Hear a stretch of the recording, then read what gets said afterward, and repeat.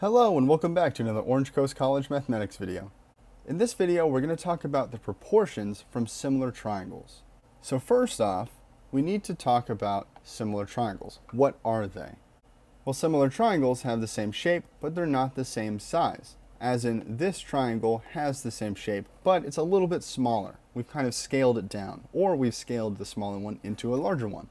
Now, in order for two triangles to be called similar, there are a couple conditions that have to hold.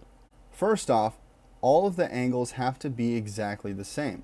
As in, angle C right here has to be the same as angle F, and angle B has to be the same as angle E, and angle A has to be the same as angle D.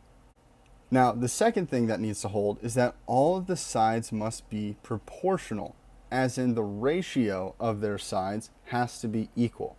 As in, if I look at the length of AC and I divide it by the length of DF, I'm going to get some number. I want to get that same number when I take a different ratio. So I do the line segment BC divided by the line segment EF. If I get the same ratio between all of the corresponding sides, then the sides are all proportional to each other. As in, each side is twice the side of the smaller triangle, or each side is 1/2 or 5 times. So if both of those conditions hold, then the triangles get the fancy title that they are similar. So let's go ahead and check out number 1. So number 1 says that we have two triangles, DEF and GHI, and those two triangles are similar. Angle D is equal to 97 and angle E is equal to 32. I want us to find the measures of angles G and I. So first off, we're told that these two triangles are actually similar. Since they have that fancy title that they are similar, we know that these two conditions actually hold. So since that's the case, I know that angle D is 97. That means that angle G also has to be 97. Since E is 32 degrees, we know that H is also 32 degrees. However, I also want to find out what I is. Well, how can I find I? Well, I can find I if I know what F is. And right now, I have a triangle where I know two of the angles. So we can actually solve for our third angle. So let's go ahead and do that right now. So angle F is going to be 180 degrees minus angle D, which is 97 degrees, minus angle E, which is 32 degrees. And so we get that angle F is going to be equal to 51 degrees. Now again, since D is equal to 97 degrees and these two triangles are similar, that means that angle G is also 97. So we know that G is equal to 97 degrees. Now we solve for F, it's 51 degrees. And since these two triangles are similar, F and I should be the same. So angle I is going to be 51 degrees. And so we have our two angles. So let's move on to number 2. So number 2 says that given that triangle MNP and triangle QSR are similar, find the lengths of the unknown sides of triangle QSR, given that M is 12 centimeters, P is 10 centimeters, N is 8 centimeters, and S is 20 centimeters. So let's start off by noting what sides we've got. So we've got M, and I'll go ahead and underline the corresponding letters. We have P, I'll do that in blue. And then we have N is 8.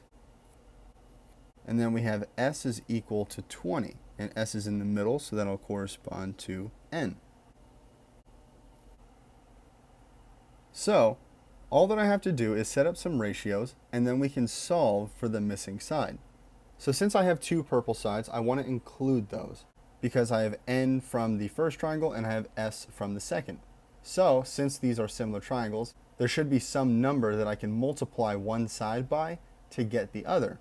Once I have that number, all I have to do is multiply the other sides by that. So let's set up our first ratio. So we have 20 divided by 8, and that should be equal to Q divided by M, which is 12 centimeters. So solving for Q, we're going to get that Q is equal to 12 times 20 divided by 8. Now 20 divided by 8 is actually 2.5. So we can actually rewrite this as 12 times 2.5. And so we get that Q should be equal to 30. Now we can set up our other formula. So we have that 20 divided by 8 is going to be equal to R divided by 10. Now again, we know that 20 divided by 8 is 2.5, so I'm just going to write 2.5 right away. So, solving for R, we have that R is equal to 10 times 2.5. And so, 10 times 2.5 is going to be equal to 25 centimeters. And so, we solve for our other two sides. So let's move on down to number 3. So number 3 says that a tree is casting a 50-foot shadow, and you, while being 6 feet tall, are casting a 2-foot shadow. With this information, we need to find the height of the tree. Now, this one might be a little hard to see at first, but let's draw a picture.